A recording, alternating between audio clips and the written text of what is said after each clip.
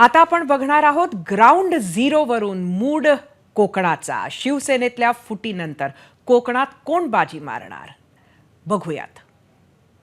राज्यातल्या विधानसभा निवडणुकांचं बिगुल वाजलंय. कोकण विभागाचा विचार करताना रायगड, रत्नागिरी आणि सिंधुदुर्ग जिल्ह्यामध्ये जवळपास 15 विधानसभेचे मतदारसंघ आहेत आणि कोकणातला हा फॅक्टर देखील खूप इंटरेस्टिंग असणार आहे.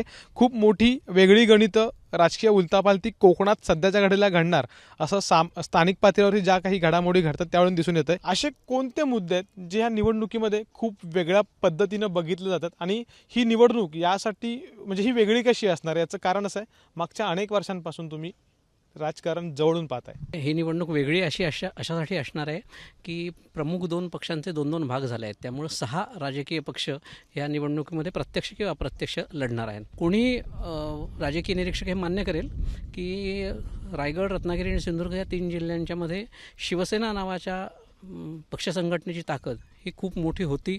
त्याला डावलून किंवा त्याला लक्षात न घेता राजकारणाचा विचार कोकणामध्ये होऊ शकत नाही. कोकणातले आणखीन कोणते फॅक्टर जे सत्ताधारी असतील किंवा विरोधक असतील यांना या निवडणुकीमध्ये दुर्लक्षित करून चालणार नाहीयेत? रत्नागिरीमध्ये 2 दिवसापूर्वी राष्ट्रीय स्वयंसेवक संघाचं संचलन सुरू असताना त्या ठिकाणी काही मंडळी एकत्र आली आणि त्यांनी आरडाओरड केली, अल्लाहू अकबरच्या घोषणा दिल्या.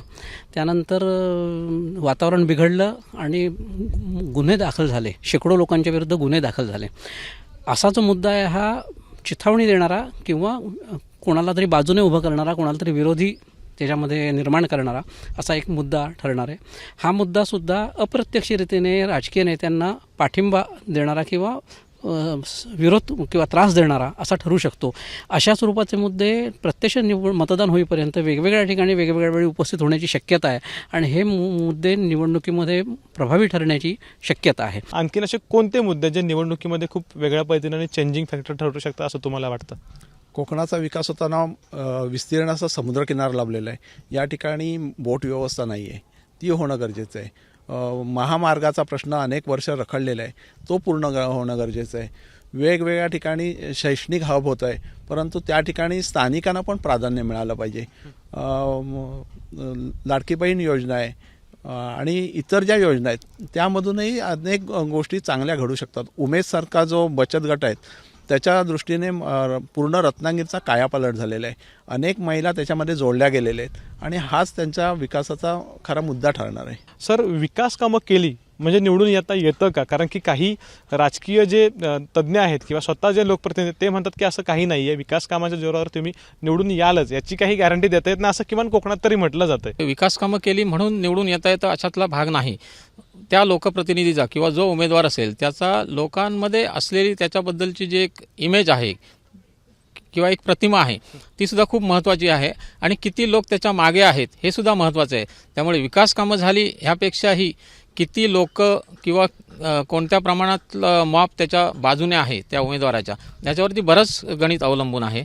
त्यामुळे त्याच्यावरती निवडणुकीतली जी चढउताराची गणित आहेत, मतांचं जे म्हणजे मताधिक्याची जी गणित आहे ती त्याच्यावरती ठरतात. रत्नागिरी जिल्ह्याचा विचार केला तर रत्नागिरीतून गुहागर आणि रत्नागिरी हे 2 मतदारसंघ असे आहेत की जिथे पूर्वी सुरुवातीला युती म्हणजे एक अखंड शिवसेना असताना जी युती होती त्यावेळी भाजपच्या सीट्स होत्या इथे. त्यानंतरच्या काळात ह्या सीट्स बदलल्या किंवा वेगळ्या पक्षातनं उमेदवार निवडून आले. पण आजच्या स्थितीला रत्नागिरी जिल्ह्यातली भाजपची संघटना ही अत्यंत संघटनात्मकरित्या बांधली गेलेली आहे. म्हणजे अगदी तळागाळात बूथ वाईज त्यांचं सगळं संघटन झालेलं आहे. तर ह्या पार्श्वभूमीवर विचार केला तर त्यांना जिल्ह्यात एकही जागा विधानसभेची आत्ता या ठिकाणी मिळणार नाही अशी स्थिती आहे. महिला वोटर्स, लाडकी बहीण योजना असेल किंवा रत्नसिंधूसारख्या योजनेतून देखील महिलांना सबलीकरण करणं अशा प्रकारचा अजेंडा सत्ताधाऱ्यांनी ठेवलेला आहे. ह्या सगळ्या गोष्टींचा कितपत इफेक्ट होणार आहे? नाही, आता कसं झालंय, लाडकी बहीण योजनेत सरकार पैसे फुकटचं देते म्हणून लोक गोळा होत आहेत, म्हणजे घेत आहेत महिला, म्हणजे ज्यांची आर्थिक क्षमता आहे तरीच घेत आहेत. कारण समाजातला एक घटक आहे की त्यांच्यापर्यंत ही योजना खूप चांगली आहे. एखाद्या महिलेला औषधासाठी किंवा हे घरातून मिळत नसेल तर त्या महिलेला ह्या योजनेचा उपयोग होतोय. पण अशाचपैकी 25% महिला जरी खऱ्या त्या गरजेपोटी असल्या तरी 75% महिला या अशाच कार्यकर्त्या म्हणून किंवा आपल्याला मिळतंय तर ह्याच्याने पैसे घेत आहेत. आता ह्या महिला मतदान करताना घरातल्या कुटुंबातला कोणतरी सांगणार कुठे मतदान करावं, कारण त्यांची तेवढी 100% क्षमता असते असं नाही. आहेत सुशिक्षित महिला आहेत, विचार करतात, परंतु आपल्या घरातलं वातावरण, आपल्या घरात असलेले पुरुषांचे विचार, आपल्या घरातल्या एखाद्या मुलाने सांगितलं आई तू इथे मतदान कर, तर त्या महिला करतात. कोकणातल्या 15ही विधानसभा मतदारसंघांमध्ये होणारी निवडणूक ही चुरशीची असणार आहे. कॅमेरामॅन महबूब शेखसह अमोल मोरे, एबीपी माझा, रत्नागिरी. एबीपी माझा, उघडा डोळे बघा नीट.